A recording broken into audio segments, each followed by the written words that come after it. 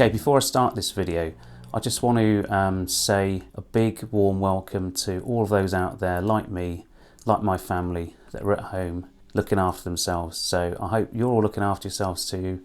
Please follow all the advice on hand washing and self-isolation. It's so important to make us all safe. Hopefully we'll get through this as quick as we can. I'm now stuck in a house now with two teenage boys and my wife, and I'm now into the kids' Xbox room, which has been quite challenging because it's not a massive room, and but it's amazing what you can do with a wide angle lens. So anyway, let's go for it.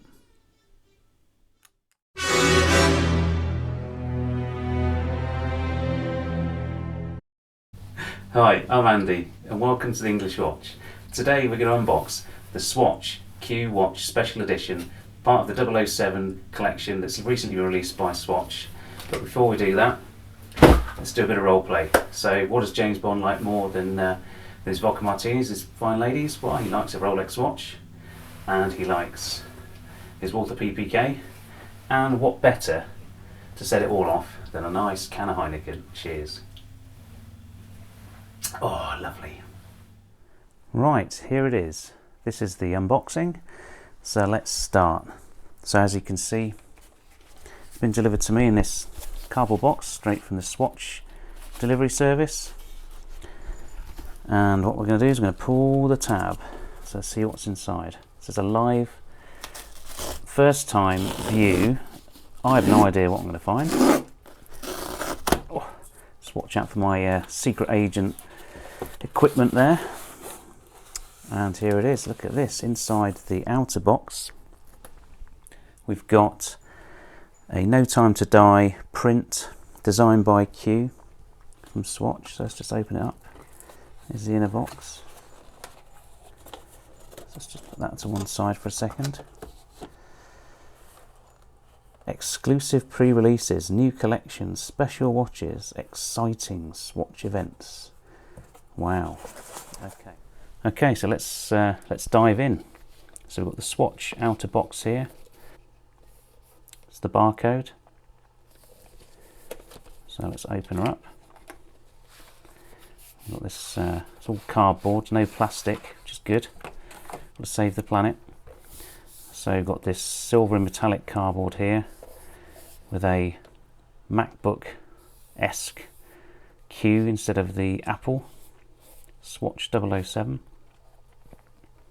On the edge here we've got some pseudo laptop peripheral ports, so some sort of display port, a couple of USB ports, SD card reader, everything sort of magnified, a bit bigger than it should be. And that's pretty much it, very plain, some branding and copyright writing on the side. So I guess what we're waiting for is what's inside the box. So just put into one side my secret agent equipment for 1 minute. So obviously every secret agent just needs a decent watch, a homing device and a gun. And as this is a Q watch, it's a very apt. Right, let's open. Here we go. Wow, look at this. Looks like a laptop computer. Obviously the watch in the front there. You've got some fake keys. I've got keyboards that are bouncier than this box, so it's quite substantial. Got a nice fingerprint reader here, little mouse dimple here.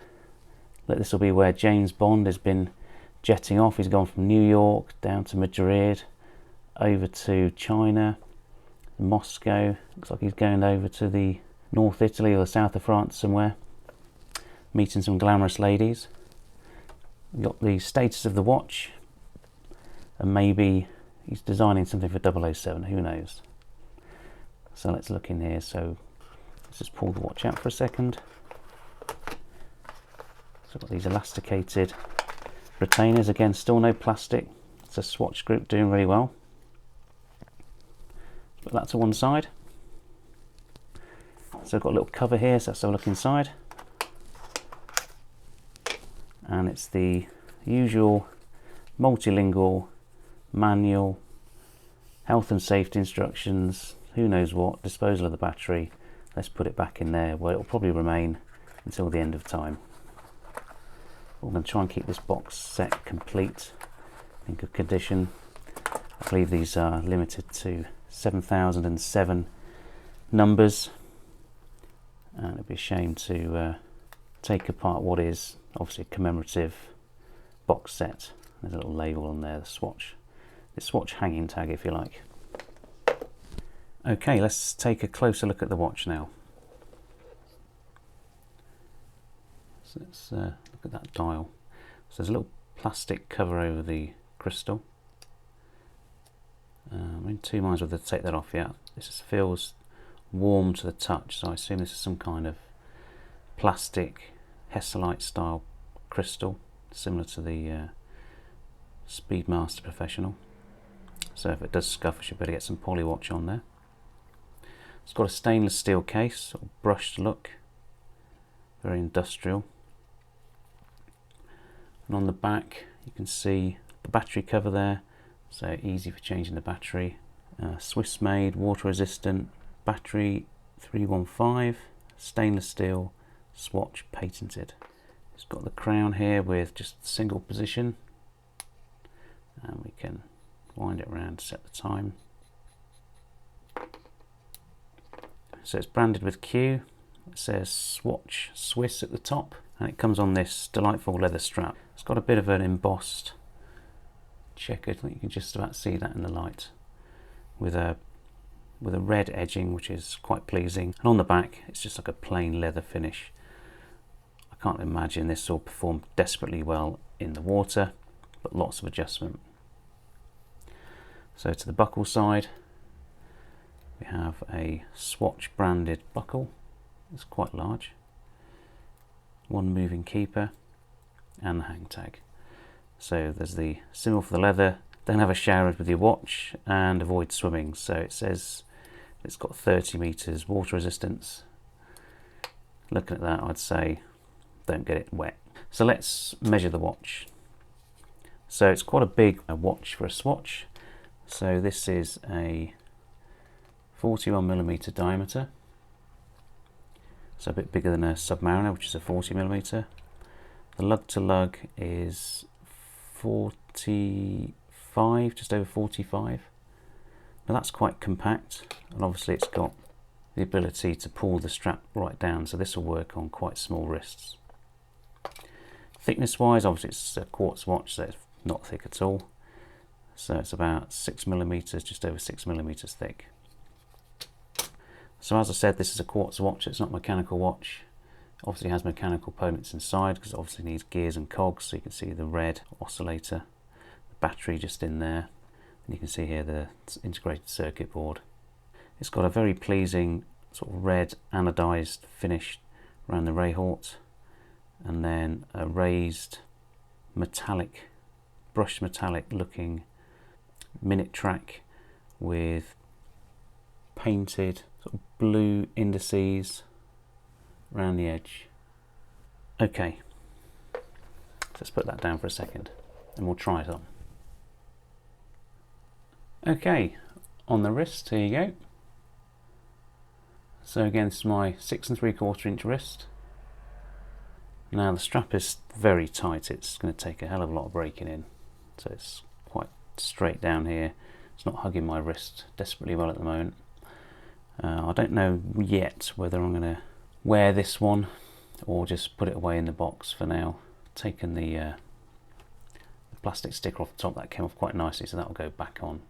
It's quite a thick strap, so at the buckle it's just under 20mm, so it's one of the thicker bands that I do have, and it actually wears bigger than I expected, despite the compact lug measurement here. But a very interesting piece nonetheless. The skeletonized dial does allow you to look inside what is effectively a mini computer.